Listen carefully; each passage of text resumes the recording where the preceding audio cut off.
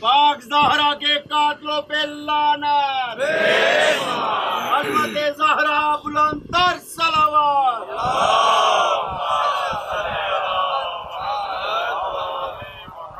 فاتحہ۔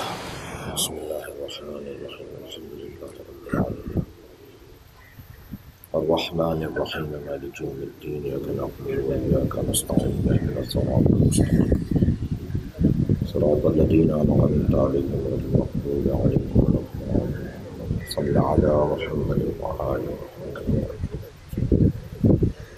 اعوذ باللہ من الشیطان الرجیم، بسم اللہ الرحمن الرحیم، الحمد للہ الذی لا یبلغ مدحتہ القائلون ولا یحصی نعماءہ العادون ولا یعدی حقہ المجتہدون، الذی لیس لصفتہ حد محدود ولا نعت موجود ولا وقت معدود ولا اجل ممدود، فطر الخلائق بقدرته ونشر الرياح برحمته، الصلاة والسلام على الرسول المسدد المصطفى العمجد المحمود الأحمد، سيدنا ومولانا ومولى الكونين جد الحسن والحسين عاني أبا القاسم محمد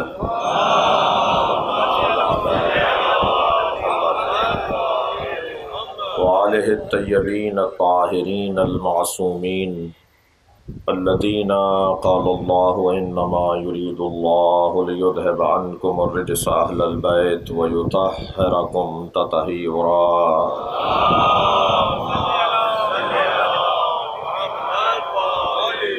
ولعنۃ اللہ علی اعدائہم اجمعین من یوم عداوتہم الی قیام یوم الدین، اما بعد، قال الحکیم فی قرآن الکریم، بسم اللہ الرحمن الرحیم، فمن حاجک فیہ من بعد ما جاءک من العلم فقل تعالوا ندعو ابناءنا وابناءکم ونساءنا ونساءکم وانفسنا وانفسکم ثم نبتہل فنجعل لعنۃ اللہ علی الکاذبین۔ صلوات۔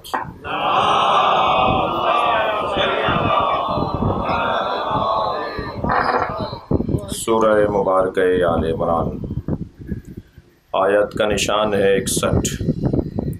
اللہ اپنے اس کلام میں افضلیت اہل بیت کا اعلان کر رہا ہے۔ یہ اس ذات نے طے کر رکھا ہے کہ جہاں کمالات ہوں گے، جہاں رفعتیں ہوں گی، جہاں بلندیاں ہوں گی، جہاں عظمتیں ہوں گی، وہاں صدارت اہل بیت کی ہے۔ تمام تر کمالات کا مجموعہ اللہ نے اس گھرانے کو قرار دیا ہے، تمام تر کمالات کا مرکز اللہ نے اس گھرانے کو قرار دیا ہے۔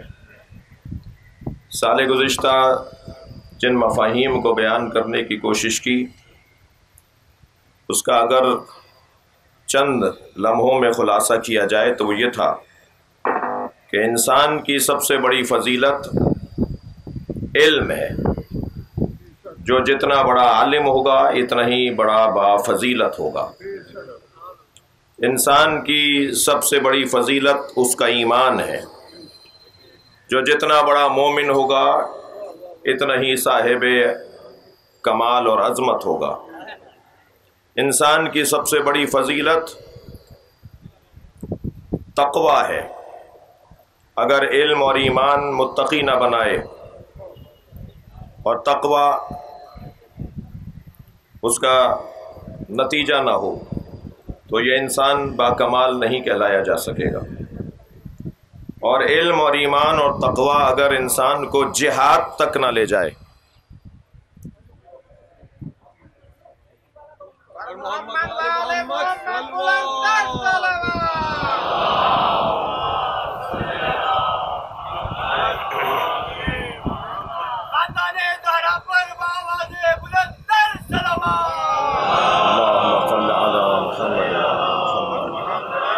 اس سے بلند اور بہتر صلوات نبی کی ذات پہ عطا فرما۔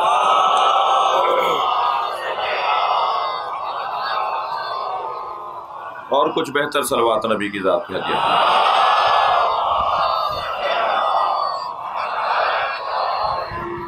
احباب تشریف فرما ہو رہے ہیں اور ہمارے اسکاؤٹ کے جوان کوشش کر رہے ہیں کہ فاصلوں کو برقرار رکھوا سکیں۔ ایک اور صلوات نبی کی ذات پہ عطا فرما۔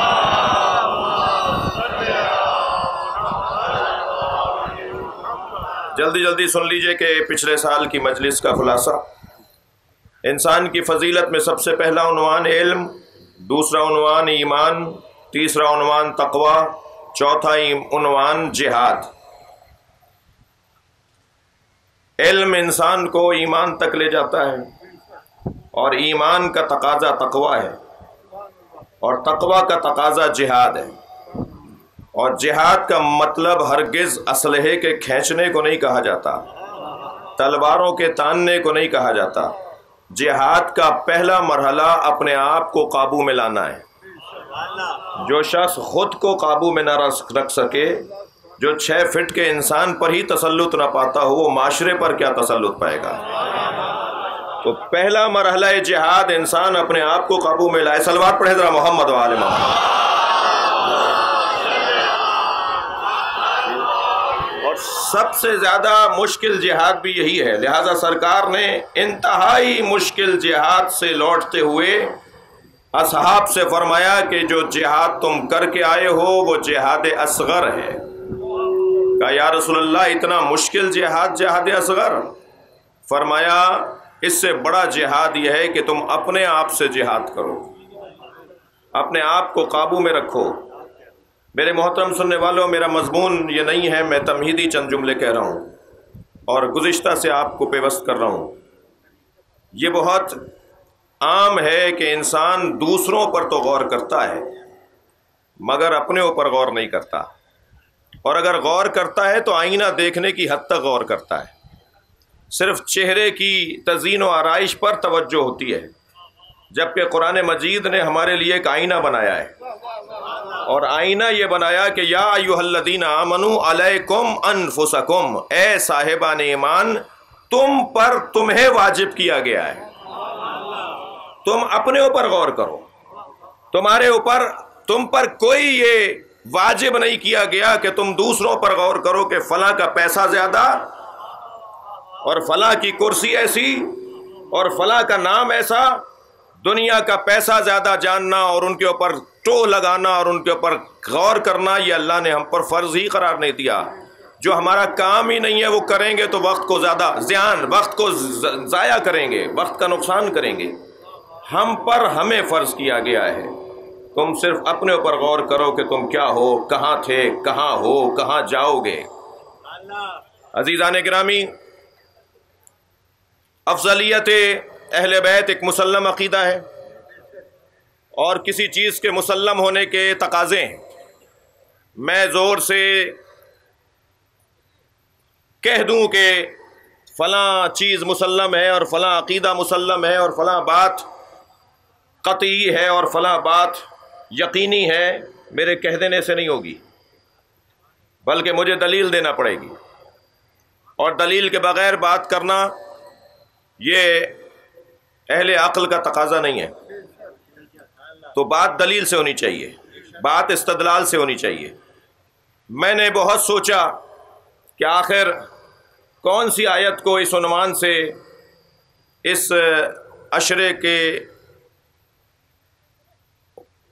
بیان کے لیے منتخب کیا جائے، تو روایات کو پڑھتے ہوئے شورا میں جب مولا کائنات 6 نفری شورا میں 6 افراد کے ساتھ، یعنی 5 کوئی اور تھے، 6ٹھے مولا علی تھے، جب رکھا گیا کہ اب دوسری شخصیت کے بعد تیسری شخصیت کا انتخاب ہونا ہے، وہ جو شورا 6 رکنی شورا تھی جس میں مولا کائنات بھی ان 6 میں سے ایک تھے، اس میں مولا نے جب بات آئی کہ کون خلیفہ بنے گا تو مولا نے ایک خطاب اس میں فرمایا۔ وہ خطاب کا یہ چند جملے ذرا سن لیجئے۔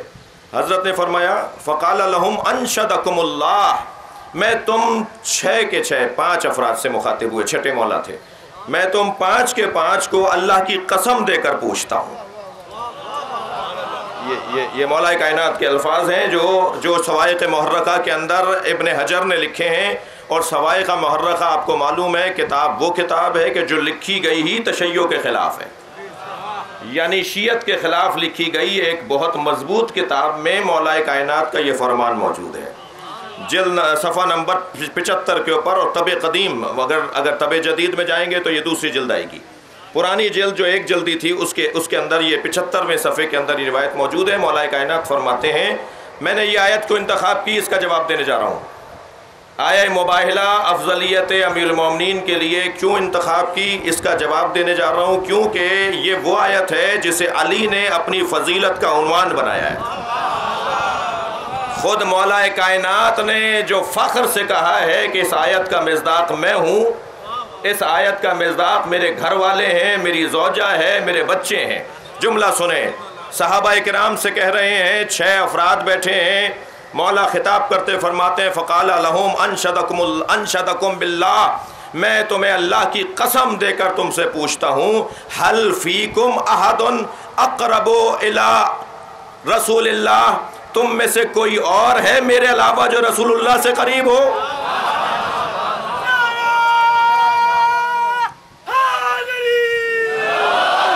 اللہ اکبر. میں تمہیں قسم دے کر پوچھتا ہوں، مجھے بتاؤ تم میں سے کون ہے، حل فیکم احد اقرب الی رسول اللہ منی، کون ہے جو میرے علاوہ، تم میں سے کون ہے جو میرے علاوہ رسول سے قریب ہو؟ ومن جعلہ صلی اللہ علیہ وآلہ وسلم نفسہ، مجھے قسم اللہ کی تمہیں دے کر پوچھ رہا ہوں، مجھے بتاؤ کہ تم میں سے کون ہے جسے نبی نے میرے علاوہ اپنی جان بنایا ہو، اپنا نفس قرار دیا ہو. وَأَبْنَاءَهُ أَبْنَاءَهُ، اور نبی نے میرے بیٹوں کو اپنا بیٹا کہا ہے، اور نبی نے میرے گھر کی عورت کو اپنے گھر کی سب سے بڑی عورت جانا ہے. تم میں سے کون ہے؟ خاموش ہو گیا مجمع. حضرت نے فرمایا مجھے جواب چاہیے، اس سے پہلے میں بات آگے نہیں کروں گا، مجھے اس کا جواب دو کہ کون ہے تم میں سے مجھ سے زیادہ یہ فضیلت رکھنے والا. قالوا اللہم لا، یا علی ہم اللہ کی قسم کھا کے کہتے ہیں اس فضیلت میں آپ کے علاوہ کوئی اور نہیں ہے. صلوات پڑھیں گے محمد و آل محمد.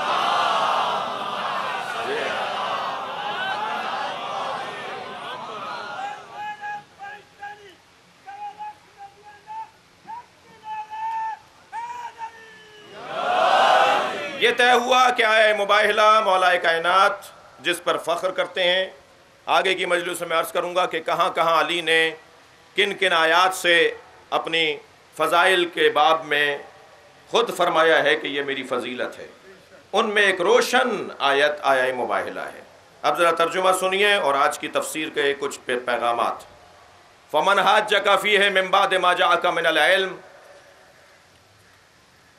اے میرے حبیب حجت اور دلیل آ جانے کے بعد، برہان اور استدلال قائم ہو جانے کے بعد، اگر کوئی کٹ حجتی کرے، بحث اور مباحثہ کرے، تسلیم نہ کرے، بات کو نہ مانے، تو پھر میرے حبیب ان سے کہہ دو، فقل کہہ دو، تعالو ندعو ابناءنا و ابناءکم، ہم اور تم لے آتے ہیں، ہم اپنے بیٹوں کو، تم اپنے بیٹوں کو، وَنِسَاءَنَا وَنِسَاءَكُمْ، ہم اپنی بیٹیوں کو اور تم اپنی بیٹیوں کو، وَأَنفُسَنَا وَأَنفُسَكُمْ، میں قصداً ترجمہ نہیں کروں گا، وَأَنفُسَنَا، اور ہم اپنے نفسوں کو اور تم اپنے نفسوں کو، مجھے تھوڑی دیر بعد کام ہے اس کے ترجمے سے، اور ہم اپنے نفسوں کو اور تم اپنے نفسوں کو، ثُمَّ نَبْتَهِلْ، اور اس کے بعد اللہ سے کہتے ہیں کہ اللہ لعنت کرے، اللہ عذاب نازل کرے،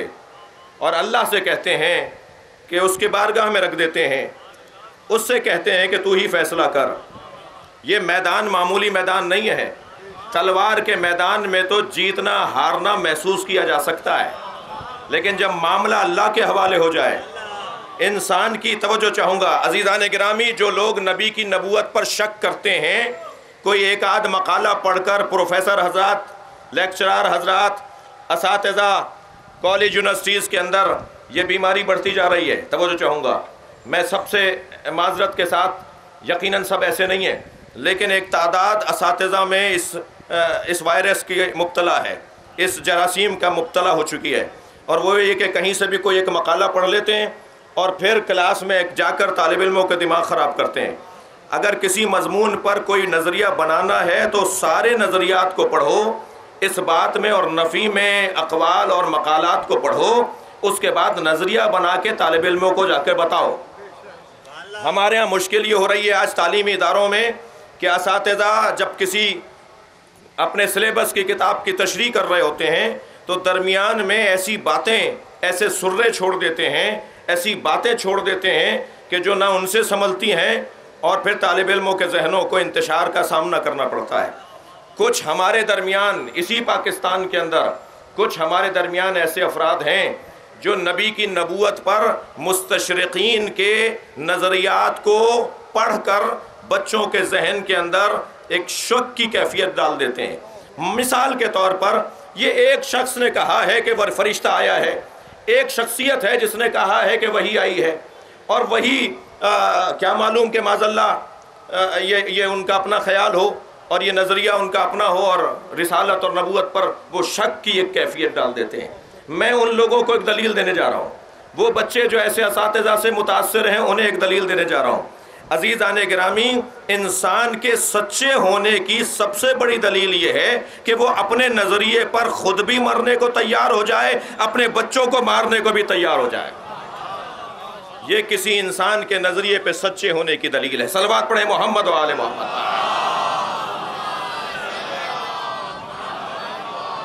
لہذا مباہلے میں نبی مکرم نے اگر صحابہ اکرام کو پیش کیا ہوتا، سرکار نے اگر ازواج کو پیش کیا ہوتا، سرکار نے اگر ان نسبی سببی رشتوں کو پیش کیا ہوتا، معاف کیجئے گا، تو کہا جاتا کہ دوسروں کو مروانے لے گئے. معاذ اللہ، یہ تو عذاب آئے گا، جھوٹے پہ تو عذاب آنا ہے. یہ مباہلہ ہے بھائی، یہاں اللہ سے عذاب کا مطالبہ کیا جا رہا ہے. نسلیں ختم ہو جائیں گی اگر کوئی جھوٹا ہوگا تو. سرکار اپنے گھرانے کو لے کر جا رہے ہیں، اور گھر والوں کو بھی سلام ہو کہ وہ جتنے خود سچے ہیں نبی کی صداقت پر یقین رکھتے ہیں. صلوات پڑھیں گے محمد و آل محمد پر.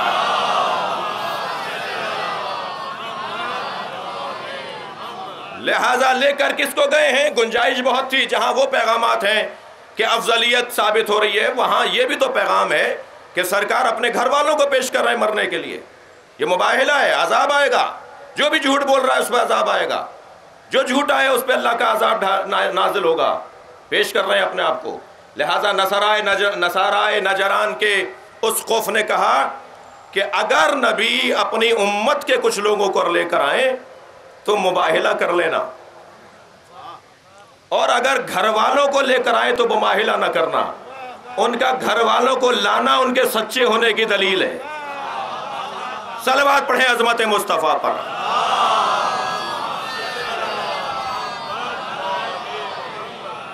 آپ نے دیکھا سرکار اس میدان کے اندر کس انداز سے قرآن پکار کے کہہ رہا ہے، اے میرے حبیب ان سے کہو کہ نہ دو ابنانا، ہم اپنے بیٹوں کو لاتے ہیں، تم اپنے بیٹوں کو لاؤ. اہل دقت سے توجہ چاہوں گا، آیت کی ترتیب پر غور کریں. ابنانا، ہم اپنے بیٹوں کو لاتے ہیں. ابناءکم، تم اپنے بیٹوں کو لاؤ. الٹا نہیں ہے، ابناءکم و ابناءنا نہیں ہے. تم اپنے بیٹوں کو لاؤ، ہم اپنے بیٹوں کو لاتے ہیں. پہلے تم لاؤ پھر ہم لاتے ہیں. سچے ہو تو پہلے تم لاؤ. انسان تاریخ بشریت میں کامیاب وہ گزرا ہے، ان قائدین کی تحریکیں کامیاب رہی ہیں، وہ کامیاب رہنما گزرے ہیں کہ جنہوں نے تحریک کا آغاز گھر سے کیا ہو، جو دوسروں کو، دوسروں کے بچوں کو تو جہاد پر بھیجتے ہوں،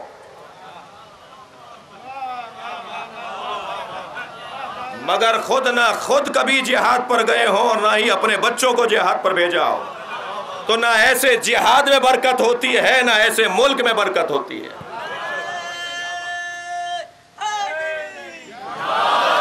سب سے پہلا مرحلہ کسی بھی کامیاب تحریک کے لیے یہ ہے کہ تحریک کا آغاز آپ اپنے گھر سے کیجئے. سرکار دو جہاں نے جب اعلان نبوت کیا تو سرکار نے اعلان نبوت گھر والوں سے پہلے گھر والوں کو کہا وَانذِرْ عَشِيرَتَكَ الْأَقْرَبِينَ، اے میرے حبیب پہلے گھر والوں سے بات کیجئے. جس کے گھر والے ہی ساتھ نہیں دے رہے وہ کامیاب انسان کہاں ہے؟ سارا جہان تو ان کا کلمہ پڑھتا ہے، گھر والے ان سے اکتائے ہوئے ہیں. سارا جہان تو ان کا احترام کرتا ہے جی، اور گھر والے ان سے نفرت کرتے ہیں. تو یہ تو ناکامی انسان ہے. کامیاب انسان وہ ہے جس کو گھر والے احترام دیتے ہو. میں محترم سننے والوں کو پیغام دوں گا، ذرا ہمیں اپنے اوپر بھی غور کرنے کی ضرورت ہے. سب تو ہمارا احترام کریں، کمال تو یہ ہے کہ زوجہ احترام کرے، کمال تو یہ ہے کہ بھائی احترام کرے، کمال تو یہ ہے کہ اولاد احترام کرے. اگر اولاد ہی اکتائے ہوئے ہوں، پریشان ہو کہ کب ان کا دم نکلے گا، کب یہ مریں گے، یہ باہر چلے جائیں تو بہت اچھا ہے، گھر میں آ جانے پہ پریشانی بڑھ جاتی ہو، باہر جانے پر خوشیاں بڑھتی ہوں کہ اچھا ہے کچھ دیر کے لیے چلے گئے. بعض لوگوں کو تو اولادیں مسجد بھیجتی اس لیے ہے کہ چلے جائیے نماز پڑھنے کے لیے، اتنی دیر تک ہی گھر میں سکون رہے. تو یہ تو کامیاب انسان نہیں ہے، یہ تو انتہائی ناکام انسان ہے جس کے گھر والے اس کا ساتھ نہیں دے رہے. قربان جائیں عظمت مصطفیٰ پر. جب سرکار نے اعلان نبوت کیا تو گھر والوں میں زوجہ نے پہلے کلمہ پڑھا اور بھائی علی نے پہلے کلمہ پڑھا. زوجہ کلمہ پڑھ کر بتا رہی ہے سچا نبی ہے، اور بھائی علی کلمہ پڑھ کر بتا رہا ہے کہ سچا نبی ہے. گھر سے آغاز تبلیغ. اور گھر والے اتنے سچے ہوں اور گھر والے اتنا یقین رکھتے ہوں اپنے بڑے کے اوپر کہ وہ مرنے کو تیار ہو جائیں اس کے کہنے پر. مباہلہ موت کی دعوت تھی. مباہلہ آسمان سے اللہ کی طرف سے آنے والا ایک ایسا عنوان تھا کہ جس کے بعد بچے گا کوئی نہیں. ثم نبتہل، پھر ہم مباہلہ کریں گے. مگر مباہلے سے پہلے کیا کریں؟ تم اپنے بیٹوں کو لاؤ، ہم اپنے بیٹوں کو لاتے ہیں، تم اپنے بیٹوں کو لاؤ. ہم اپنی بیٹیوں کو لاتے ہیں، تم اپنی بیٹیوں کو لاؤ. ممکن ہے یہ طالب علم جیسے آج ایک طالب علم نے کل کی مجلس پر مجھے خوشی ہوئی کہ اس کی دقت تھی، اس نے جا کر تفسیر قرآن دیکھی. ماشاءاللہ، آفرین، مرحبا. یہی ہم چاہتے ہیں ہماری مجلسوں میں ایسے ہی رنگ ہو. ممکن ہے مجلس کے بعد یہ طالب علم یا اس جیسا کوئی اور طالب علم کہے کہ مولانا ترجمہ آپ نے کیا کر دیا. آیت تو کہہ رہی ہے نساء کا لفظ ہے اور نساء تو عورت کو کہتے ہیں، ترجمے میں آپ نے کیوں بیٹی کہہ دیا؟ آپ کو کہنا چاہیے تھا کہ ہم اپنے بیٹوں کو لاتے ہیں، تم اپنے بیٹوں کو لاؤ. ہم اپنی عورتوں کو لاتے ہیں، تم اپنی عورتوں کو لاؤ. یہ آپ نے ترجمہ کیسے کر دیا کہ ہم اپنی بیٹیوں کو لاتے ہیں، تم اپنی بیٹیوں کو لاؤ؟ یہ ترجمہ کہاں سے ہوا؟ قاعدہ قانون دے رہا ہوں. عربی گرامر جاننے والے بیٹھے ہوئے ہیں، اہل مطالعہ کے لیے ایک پیغام ہے. جب کبھی دقت چاہوں گا، جب کبھی نساء کا لفظ ابن کے لفظ کے ساتھ آئے تو اس سے مراد بیٹی ہوا کرتی ہے، اور جب کبھی نساء کا لفظ نساء کے لفظ کے ساتھ یا رجال کے لفظ کے ساتھ آئے تو اس سے مراد عورت اور خاتون ہوا کرتی ہے. یہاں مباہلے میں ابن کے لفظ کے ساتھ نساء کا لفظ آیا ہے. پھر کوئی کہے گا مولانا یہ تو آپ نے قاعدہ خود ہی بنا لیا ہوگا. صلوات پڑھیں ذرا محمد و آل محمد. تو قاعدہ اگر ہے تو کوئی دلیل دیجئے. تو میں قرآن مجید کی آیت پڑھ دیتا ہوں. عزیزان گرامی، قرآن پکار کر کہتا ہے وَيَسْتَحْيُونَ نِسَاءَكُمْ وَيُذَبِّحُونَ أَبْنَاءَكُمْ. وہ لوگ قبطی بیٹوں کو ذبح کرتے تھے اور بیٹیوں کو چھوڑ دیتے تھے. سب نے یہی ترجمہ کیا ہے، یہی مراد ہے. کسی کے ہاں بیٹی ہوتی تھی تو اسے زندہ رہنے دیتے تھے، اور بیٹا ہو جاتا تھا تو اسے ذبح کر دیتے تھے. یذبحون ابناءہم ویستحیون نساءہم. وہاں ابن کے ساتھ نساء کا لفظ آیا ہے. سب نے یہی قاعدہ مانا ہے کہ جب ابن کے ساتھ نساء کا لفظ آئے تو کیونکہ ابن بیٹے کو کہتے ہیں تو یہاں نساء سے مراد بیٹی ہے. صلوات پڑھیں گے محمد و آل محمد.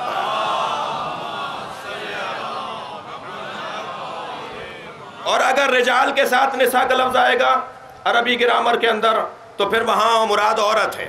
ہم اپنی عورتوں کو لاتے ہیں، تم اپنی عورتوں کو لاؤ. یہ جب ہوتا کہ جب رجال کا لفظ آتا. یا نساء کے ساتھ نساء کا لفظ آئے؟ اہل دقت سے توجہ چاہوں گا یہ کہ قرآن مجید کی بہت روشن آیت موجود ہے، قل لا اسألکم علیہ اجرا الا المودۃ فی القربى، اے میرے حبیب ان سے کہہ دو مجھے رسالت کی اجرت کچھ نہیں چاہیے سوائے یہ کہ میرے قربا سے مودت کریں۔ تو تمام ازواج رسول کا کہنا یہ ہے کہ فاطمہ سے زیادہ نبی کے کوئی قریب تھا ہی نہیں، تو ہم آپ کے اس نظریے کو کیسے مان لیں جبکہ جن کے بارے میں آپ کہہ رہے ہیں کہ وہ یہ نہیں کہتے؟ اگر خفا نہ ہو تو ایک جملہ کہہ دوں، بہت سے پیروں کو مریدوں نے مروایا ہے جی۔ پیر صاحب تو بولتے ہی نہیں ہیں کہ میرے اندر یہ کمال ہے، مرید کہتا ہے میرا پیر ایسا میرا پیر ویسا، اور پھر جب پیر صاحب کو پتہ چلتا ہے تو وہ کہتے ہیں کہ جی یہ بول رہے ہیں مجھے تو نہیں پتا کہ میں ایسا بھی ہوں جی۔ صحابیات تشریف فرمائیں، تھک کر نہیں سنیں گے، صحابیات تشریف فرمائیں۔ ایک صحابیہ نے کہا یا عائشہ آپ جنت میں نبی کی زوجہ ہوں گی، جناب زہرا کو دیکھ کر کہا یا زہرا آپ جنت میں علی کی زوجہ ہوں گی، جوڑا کون سا بڑا ہوگا؟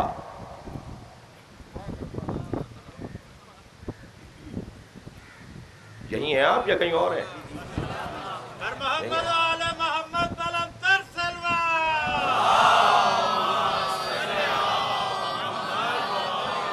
اچھا سوال تو اچھا ہے، سوال اچھا ہے۔ اے عائشہ آپ جنت میں نبی کی زوجہ ہوں گی، اور یا زہرا آپ جنت میں علی کی زوجہ ہوں گی، جوڑا کون سا بڑا ہوگا؟ تو جناب عائشہ سے سوال کیا گیا تھا نا، تو بی بی کو ہی جواب دینا تھا۔ تو بی بی نے ام المومنین نے جواب دیا کہ یا فاطمہ لیتنی کنت شعرۃ راسک، اے فاطمہ کاش میں تمہارے سر کا ایک بال ہوتی۔ یہ تو میں میرے برابر کہہ رہی ہے، صلوات پڑھیں محمد و آل محمد۔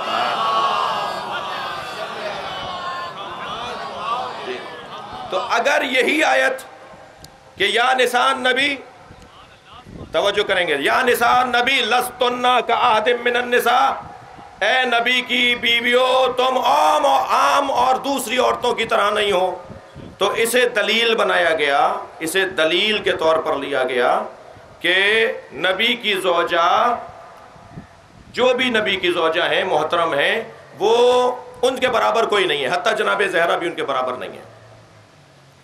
تو ایک سنی ہی عالم دین جناب ظہور احمد فیضی صاحب سے استفادہ کر رہا ہوں، انہوں نے فضائل جناب زہرا کی احادیث کو جمع کر کے اس کی شرح کی ہے، تو بہتر تو یہی ہے نا کہ وہاں کا جواب وہیں سے دے دیا جائے۔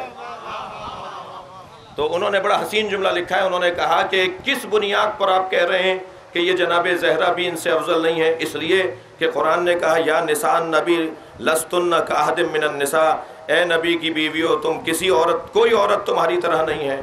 تو اگر 11 بیویوں کے لیے لفظ نساء آئے تو وہ ساری نساؤں سے افضل ہو جائیں، اور مباہلے میں ایک بیوی کے لیے لفظ نساء آئے، صلوات پڑھیں محمد و آل محمد۔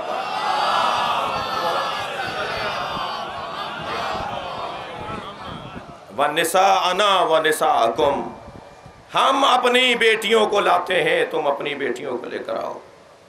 وَأَنفُسَنَا وَأَنفُسَكُمْ، ترجمہ یہی کیوں لکھ دیا کہ ہم اپنے نفسوں کو لاتے ہیں تم اپنے نفسوں کو لاؤ؟ یہ تو عربی ہے، اردو میں ترجمہ کیجئے نا، ہم اپنے نفسوں کو لاتے ہیں تم اپنے نفسوں کو لاؤ۔ تو 2 ترجمے کیے ہیں جنہوں نے مہربانی فرما دی ترجمہ کرنے کی۔ ایک تو یہ ترجمہ کیا کہ ہم خود آتے ہیں تم خود آؤ جی، انفسنا وانفسکم، ہم خود آ جاتے ہیں تم خود آ جاؤ۔ اگر یہ ترجمہ بھی مان لیا جائے، علمی بحث ہو رہی ہے بھائی، اور اس کے علاوہ کچھ اور مطلب نہیں ہے، اگر یہ ترجمہ بھی مان لیا جائے کہ ہم خود آتے ہیں تم خود آ جاؤ، تو سرکار خود تو آئے، پھر علی کی عنوان سے آئے، تو ماننا پڑے گا جو خود کو علی کہے اور علی کو خود کہے، یہ کتنا بڑا عنوان فضیلت ہو جائے گا۔ اور بعض لوگوں نے ترجمہ کیا کہ یہاں ہم اپنے جیسوں کو لاتے ہیں تم اپنے جیسوں کو لاؤ، تو یہ اس سے زیادہ فضیلت بن جائے گی۔ بھائی امت کا ایک بہت بڑا طبقہ ہے جو نبی کو اپنے جیسا بولتا ہے، نبی نے بھی کسی کو کہا اپنے جیسا؟ سب کہتے رہو کہ تم نبی جیسے ہو، نبی نے صرف علی کو کہا یہ مجھ جیسا ہے۔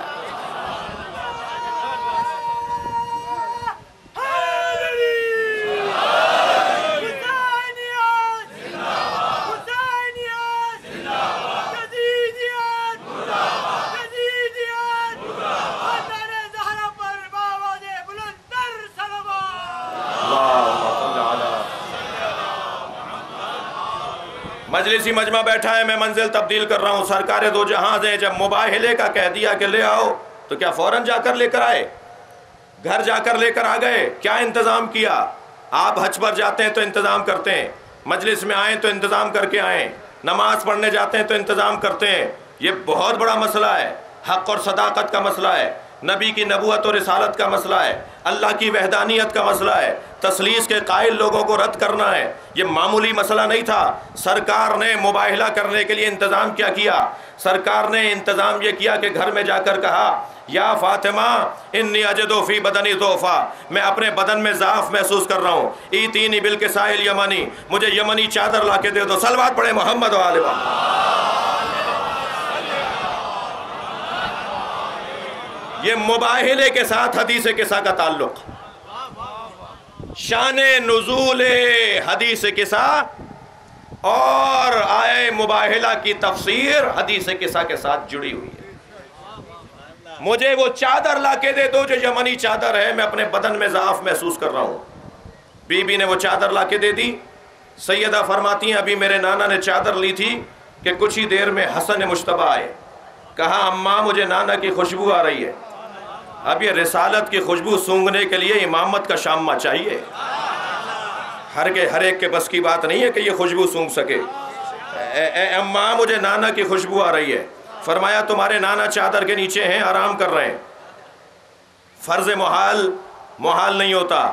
مولا حسن کو نہیں پتا تھا آرام کر رہے ہیں، بی بی کو تو پتا تھا نا آرام کر رہے ہیں، روک دیتی نا جناب امام حسن کو، بھائی بولیے تھوڑی سی بات کیجئے، بیٹا آرام کرنے دو نانا کو۔ لیکن امام حسن سے فرمایا چادر میں آرام کر رہے ہیں، اور امام حسن قریب جا کے کہتے ہیں نانا آپ پر میرا سلام۔ نانا نے جواب دیا نانا میں آپ کے ساتھ چادر میں آ جاؤں؟ نبی نے بھی نہیں فرمایا کہ میں آرام کر رہا ہوں۔ امام حسن چادر کے اندر آ گئے۔ کچھ دیر کے بعد امام حسین آئے، یہی سوال کیا جو امام حسن نے کیا تھا۔ بی بی بتا دیتی کہ نانا آرام کر رہے ہیں۔ جا کے سلام کیا، جواب سلام لیا، نانا چادر میں آ جاؤں؟ کہ چادر میں آ جاؤ۔ دونوں بھائی چادر میں آ گئے۔ یہ تو فرض محال فرض کیجئے، بچے تھے، بہت سے لوگوں کی آرزو ہے انہیں بچہ بولنا، لیکن میں تو بڑا عجیب خیال کا آدمی ہوں، نبی نے ان دونوں کو جنت کے جوانوں کا سردار کہا ہے، اور جب بول رہے تھے یہ دونوں بچے تھے۔ صلوات پڑھیں محمد و آل محمد پر۔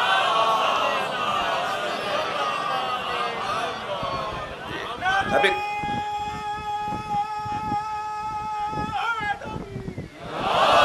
کچھ دیر بعد مولا کائنات آ گئے، اور مولا نے آ کر کہا کہ میں نبی کی خوشبو محسوس کر رہا ہوں۔ فرمایا نبی آپ کے دونوں بچوں کے ساتھ چادر کے نیچے ہیں۔ انہیں بھی نہیں روکا جناب زہرا نے، مولا کائنات بھی چادر میں آ گئے۔ پھر خود کو تو پتا تھا جی، خود بھی چادر کے نیچے آ گئی میری بی بی، اجازت مانگی بابا آ جاؤں؟ نبی نے چادر میں لے لیا۔ مباہلے کی تیاری کو پنجتن کا جمع ہونا کہتے ہیں، اور جب مباہلے کی تیاری کے لیے میرے نبی نے سب کو اپنے ساتھ لے لیا تو فرمایا ہؤلاء اہل بیتی، یہ میرے اہل بیت ہیں، مجھے جملہ ہدیہ کرنے دیجئے انتہائی مبارک مجمع کو۔ عزیزان گرامی، جو نبی نے کہا تھا نا کہ میں بدن میں ضعف محسوس کر رہا ہوں، یہ بدن نبی کا ضعف نہیں تھا، یہ بدن نبوت کا ضعف تھا۔ اور بدن نبوت کا ضعف، مباہلے کو ذہن میں رکھیں، لے کر جانا انہیں، یہ بدن نبوت کا ضعف تھا، اور بدن نبوت کا ضعف اجزائے نبوت کے مل جانے پر دور ہوگا۔ صلوات پڑھیں محمد و آل محمد۔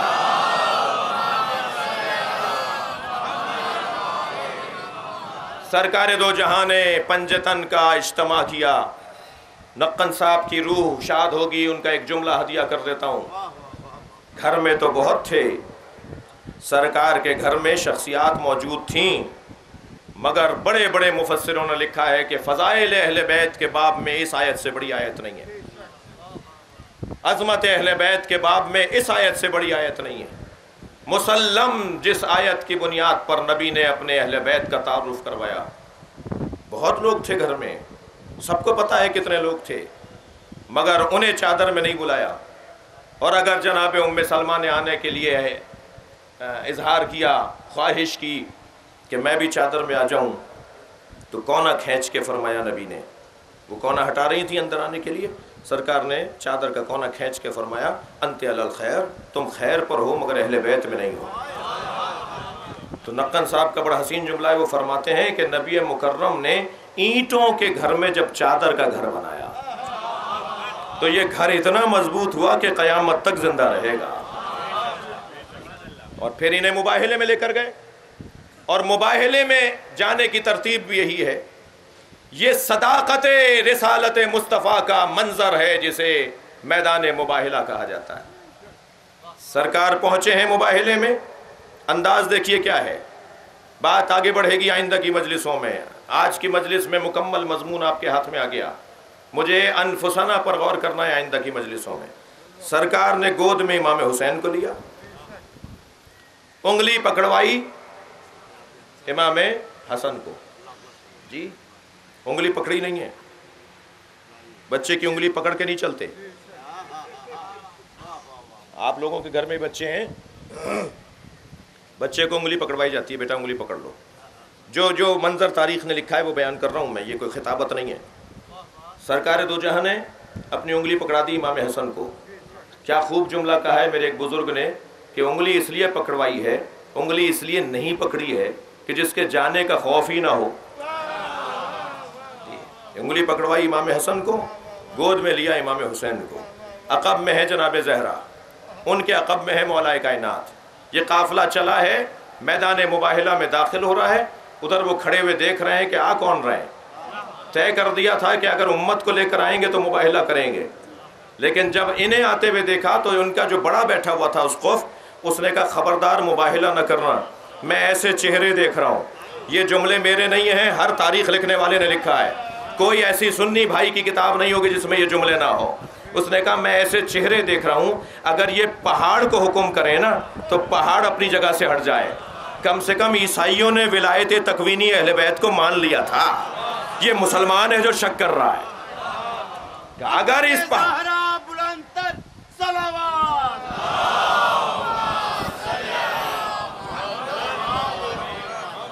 اگر میں ایسے چہرے دیکھ رہا ہوں، یہ پہاڑوں کو حکم دے تو پہاڑ اپنی جگہ سے ہٹ جائیں، ان سے مباہلہ نہ کرو۔ آگے بڑھ کے کہا ہم آپ سے مباہلہ نہیں کریں گے، ہم جزیہ دے کر واپس جانے کو تیار ہیں۔ بات بھی نہیں مانی، مباہلہ بھی نہیں کیا، معافی مانگ کر چلے گئے۔ نسل مسیحیت ختم ہو جاتی، مسیحی برادران مٹ جاتی، مسیحی برادری ختم ہو جاتی، اس لیے کہ مباہلہ اہل بیت کے ساتھ ہے۔ اور امام کا ذکر تو ارادہ پروردگار ہے، سیدہ کی دعا ہے، رونے والوں کے آنسوؤں کو لینے کے لیے آئی ہوئی ہیں۔ روایت کہتی ہے فی یدہا خرقۃ، سیدہ کے ہاتھ میں ایک رومال ہوتا ہے، تسم دموع الباکین، اور رونے والوں کے آنسوؤں کو جمع کرتی ہیں اور کہتی ہیں طوبی لکم یا احبائی، تمہیں آفرین ہو اے میرے چاہنے والو، تم نے میرے حسین پر گریہ کیا ہے۔ عزادارو، جنہیں رونا نہ بھی آتا ہو وہ رونے جیسی شکل ضرور بنائیں۔ یہ چہرہ جو روتا ہوا بگڑا ہوا ہوتا ہے نا، یہ زہرا کو بڑا حسین لگتا ہے۔ سیدہ چاہتی ہیں میرے حسین پہ رونے والوں کی تعداد، اجرکم اللہ، اجرکم اللہ، آپ کی آوازیں بلند ہیں۔ جب مجلس میں بیٹھا کریں نا تو ایسے بیٹھا کریں یہ میری مجلس آخری مجلس ہے، کیا معلوم مجھے بعد میں مجلس پڑھنے کی توفیق حاصل ہوگی یا نہیں۔ عزادارو، چلیے آج 3 محرم ہے، حسین کے اصحاب قربانیاں دینے کے لیے تیار ہیں۔ یوں تو میرے مولا کے اصحاب میں ایسے ایسے نام ہیں کہ جن کا بیان ہمیں حوصلہ عطا کرتا ہے، ہمیں شجاعت عطا کرتی ہے۔ اور پھر ان ناموں میں ایک نام تو وہ ہے جس کا ماضی بہت خراب ہے، اور حر ایک ایسا نام ہے جو ہر خراب ماضی والے کو امید دلاتا ہے۔ خبردار، اگر ماضی میں گناہ بھی کیے تھے تو حسین کے دروازے پر آج بھی تو آ سکتے ہو۔ کل جب حسین جیسا معاف کیا، جب کل حر جیسے کو حسین معاف کر سکتے ہیں تو آج کیا مجھ گناہگار کو حسین معاف نہیں کر سکتے؟ یہ دروازہ تو ہر آنے والے حر کے لیے کھلا ہوا ہے، حسین کا خیمہ تو ہر سال لگتا ہے، آؤ اپنے گناہوں کی طرف توجہ کر کے دو آنسوؤں کے ذریعے حسین سے معافی مانگ لیں۔ حسین مولا کریم کا نواسا ہے، معاف کرنے والا وجود ہے۔ حر کا بیٹا علی کہتا ہے میں نے دیکھا میرا بابا حر ساری رات جاگتا رہا، اور خیموں کے درمیان کبھی دائیں اور کبھی مشرق اور کبھی مغرب۔ تو حر کا بیٹا علی ابن حر کہتا ہے کہ بابا آپ کو پریشان محسوس کر رہا ہوں۔ تو کہنے لگا ذرا کان لگا کے حسینی خیموں کی طرف سے آنے والی آوازوں کو سنو، تمہیں کوئی آواز آ رہی ہے؟ کہاں بابا آواز آ رہی ہے؟ کیا آواز آ رہی ہے؟ کہ بابا آواز آ رہی ہے الا تاش، آئے پیاس، بابا چھوٹے چھوٹے بچے پانی مانگ رہے ہیں۔ کہا بیٹا یہ میں ہی تو ہوں جو انہیں یہاں لے کر آیا ہوں، یہ آج پیاسے میری وجہ سے ہیں، اے میرے لال میں نے انہیں پیاسا کیا ہے۔ میں خود کو جنت و دوزخ کے درمیان دیکھ رہا ہوں، جہاں کھڑا ہوں وہ دوزخ ہے اور وہ جو حسینی خیمے ہیں وہ جنت ہے، میں وہاں جانا چاہتا ہوں۔ صبح نمودار ہوئی، گھوڑے کو پانی پلانے کی غرض سے ترائی پر گئے اور پھر روانہ ہونے لگے خیام حسینی کی طرف، تو پیچھے کسی کے دوڑنے کی آواز آئی۔ جب مڑ کر دیکھا تو بیٹا علی آ رہا تھا اور یہ کہتا ہوا آ رہا تھا بابا فرزند زہرا کی خدمت کا وقت ہے۔ بابا آپ اکیلے کیسے جا رہے ہیں؟ بابا مجھے بھی زہرا کے بچوں کی خدمت کو لے چلیے۔ اپنے ساتھ اپنے بیٹے کو لیا، سر سے امامہ اتارا، کہنے لگے اے بیٹا میرے سر سے امامہ اتار دو، امامہ تو عزت دار لوگ پہنتے ہیں، میں نے تو اپنی عزت وہیں ختم کر دی تھی جب میری وجہ سے زینب کے رونے کی آواز آئی تھی۔ اجرکم اللہ، اجرکم اللہ۔ ایک مرتبہ اور امام حسین کے خیمے کی طرف روانہ ہوا اور آتے ہوئے امام حسین نے حر کو دیکھا تو آواز دی عباس، علی اکبر، قاسم آؤ میرا مہمان آ رہا ہے۔ اور امام نے گلے لگایا، آواز دی مولا کیا میری بخشش کا کوئی امکان ہے، میرے لیے کوئی معافی کی گنجائش ہے؟ امام نے فرمایا حر انت حر فی الدنیا والآخرہ، میں نے بھی تجھے معاف کیا، میرے اللہ نے بھی تجھے معاف کیا۔ اور پھر یہ کہہ کر امام نے ایک جملہ کہا، دل کاٹنے کا جملہ ہے، جگر چیر جاتا ہے جملے پر، مکمل مرثیے کا کام کرتا ہے یہ جملہ۔ امام حسین نے نحیف سی آواز میں کہا حر پیش کرنے کو ہمارے پاس پانی بھی نہیں ہے، مہمان آئے اور اسے پانی بھی نہ پلایا جائے؟ کہ مولا مجھے مرنے کی اجازت دیجئے۔ اور اپنی قربانی کے لیے تیار ہوئے۔ بیٹے نے علی نے بڑھ کر کہا بابا پہلے میں جاؤں گا، یہ کیسے ممکن ہے باپ مار دیا جائے اور بیٹا زندہ رہ جائے؟ حر کا بیٹا میدان کربلا میں روانہ ہوا، علی ابن حر ابن یزید رہائی، اور جب اس نے سینکڑوں دشمنوں کو فنار کر کے زخموں کی تاب نہ لاتے ہوئے زمین کربلا پہ گھوڑے سے گرنا چاہا تو آواز دے کر کہا بابا حر میری مدد کیجیے گا۔ صاحبان اولاد بیٹھے ہیں مجلس میں، آپ کی اگر اولاد اس کیفیت میں آپ کو پکارے تو آپ کتنی جلدی پہنچیں گے اس کی مدد کے لیے؟ حر کے بیٹے نے جب باپ کو مدد کے لیے پکارا تو کتنی جلدی حر پہنچا ہوگا، مگر آپ کے آنکھوں میں آنسو آ جائیں گے یہ جملہ سن کر۔ جیسے ہی حر پہنچا نا اپنے بیٹے کے لاشے پر، کیا دیکھا؟ حسین پہلے سے موجود ہے، حر کے بچے کا لاشا اپنی گود میں اٹھایا ہوا ہے، اور جملہ یہ کہا اے حر جوان بیٹے کی میت باپ نہیں اٹھاتا، میں رونے والوں سے کہوں گا چلو حسین کی خدمت میں۔ جب علی اکبر کا لاشا اٹھا رہے تھے کون تھا جو حسین سے کہتا؟ عزاداروں برابر میں ایک برقع پوش بی بی نظر آئی، حسین نے مڑ کر دیکھا تو زینب کھڑی تھی، بھیا یہ لاشا زینب اٹھائے گی، علی اکبر کو میں نے پالا تھا۔ الا لعنت اللہ علی قوم الظالمین فسیعلم الذین ظلموا أي منقلب ينقلبون